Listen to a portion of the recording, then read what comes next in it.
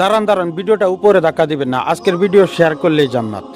আমি বলতাছি না এই কথা, এই ভিডিওর মধ্যে একজন ভাইয়ে বলতেছেন, আপনারা ভিডিওটা শুনে যান। 2026 সাল থেকে 2036 সাল পর্যন্ত রমজান মাসের তালিকা। আপনি একজন মুসলমান হিসেবে এই বিষয়ে জ্ঞান থাকা বা এই বিষয়ে জেনে রাখা খুবই দরকার। পাশাপাশি শেয়ার করে সমস্ত মুসলমানের মাঝে ভিডিওটি শেয়ার করে দিয়েন, কারণ প্রিয় নবীজি বলেছেন রমজানের খবর অন্যের নিকট পৌঁছে দিলে জাহান্নামের আগুন হারাম হয়ে যাবে।